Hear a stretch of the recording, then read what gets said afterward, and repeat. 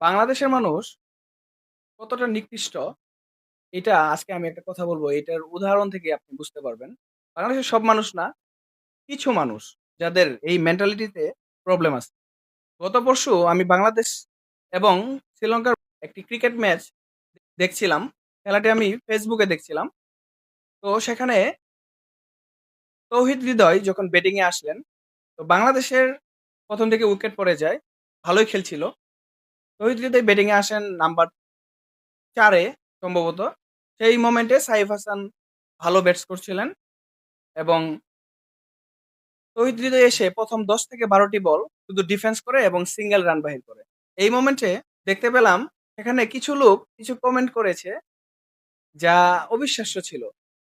Like তৌহিদ হৃদয়কে ২০২৪ সালের আগস্টের আসামি বানিয়ে দেয়া হোক, এটসেট্রা, এটসেট্রা। তৌহিদ হৃদয় শ্রীলঙ্কায় বিবাহ করেছে, শ্রীলঙ্কার জামাই। প্রচুর কমেন্ট। তো আমাদের বাংলাদেশের এটা সে একজন প্লেয়ার এবং তার দায়িত্ব আছে খেলার প্রতি যে কিভাবে কি করতে হবে এবং দিন শেষে বাংলাদেশ জিতলে ক্রেডিট ফুললি সে পাবে। আমরা বাংলাদেশে যারা আ জনগণ বা আমরা যারা খেলা দেখি, খেলা ভালোবাসি, তারা হয়তোবা এটা বলতে পারবো আমাদের বাংলাদেশ জয়লাভ করছে। কিন্তু আমাদের কিন্তু ততটা দায়িত্ব নেই এবং পরের দিন সকালে আমাদের মনেও থাকবে না যে খেলা কি হয়েছে না হয়েছে। তো আমরা যে তাকে নিয়ে এরকম কথা বলি, এটা আমাদের বাংলাদেশে আমাদেরকে নিয়েও মানুষ এইভাবেই বলে। আমরা জীবনে ভালো কিছু না করলে, যতক্ষণ পর্যন্ত না করছি, মানুষ কিন্তু আমাদেরকে নিয়ে বিভিন্ন কথা, বিভিন্ন কিছু বলতে থাকবে।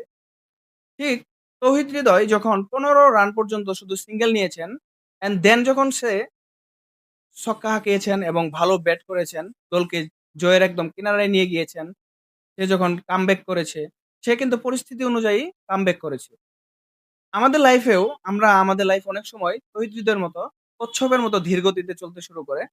দেন একটা সময় গিয়ে আমরা খরগোশের মতো দ্রুত যাই এবং আমরা সিক্স হাঁকাই লাইফে। তখন আমাদের যে নিন্দুক আছে, যে মানুষগুলো আমাদেরকে নিন্দা করে বা আমাদেরকে নিয়ে কটু কথা বলে, তারা কিন্তু ওই সময়টাতে শিক্ষা পেয়ে যায় এবং তারা ওই সময়টাতে আমাদের যারা জীবনে সাকসেসফুল হয়, তাদেরকে নিয়ে কিন্তু কিছু আর বলার সক্ষমতা রাখে না। সেইভাবেই আমাদের ব্যক্তিগত জীবনটা এমন যে আমরা একটা সময় খুব নিচু পর্যায়ে থাকি বা আমরা খুব স্ট্রাগল করতে থাকি এবং একদিন না একদিন বা দিন শেষে আমরা গিয়ে কোনো না একদিন সফল হই। আর এই সফল জিনিসটা এটা ডিপেন্ড করে উপরের সেই ইশারা থেকে। আমি হয়তোবা ২৫ বছর বয়সে সফল হব। আরেকজন আমার সেম ক্লাসের একজন ছাত্র সে ২০ বছর বয়সে সফল হবে। আরেকজন হয়তোবা ৩৫ বছর বয়সে গিয়ে সফল হবে। এটা বলাটা খুবই টাফ কে কখন হবে। যেমনটা আমরা তৌহিদ হৃদয়ের উদাহরণটা থেকে বুঝতে পারি। সে ১ম দিকে এসে ব্যাটিং করে খুব ধীর গতিতে রান বাহির করে। এরপরে গিয়ে যখন সে সেটআপ হয়ে যায়, তখন কিন্তু সে সে তার যে আসল রূপ, সে যে ভালো ব্যাটসম্যান, সেটা কিন্তু সে প্রকাশ করা শুরু করে। তো আপনিও আপনার জীবনে যদি তৌহিদ হৃদয়ের মতো ব্যক্তিগত জীবনে ধীর গতিতে এগোতে থাকেন, এটা নিয়ে কোনো প্যারা খাওয়ার কিছু নেই। লোকে কি বলল সেটার দিকে কান দেওয়ার কোনো প্রয়োজন নেই।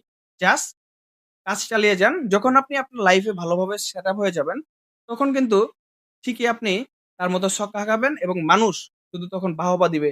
ওই ধরনের বাজে কোনো মন্তব্য আর আপনার লাইফে আপনাকে নিয়ে কেউ করবে না। So try to maintain the rules that I have told you. Thank you so much and have a good day. See you in the next video. Tada. Bye bye. Assalamu alaikum.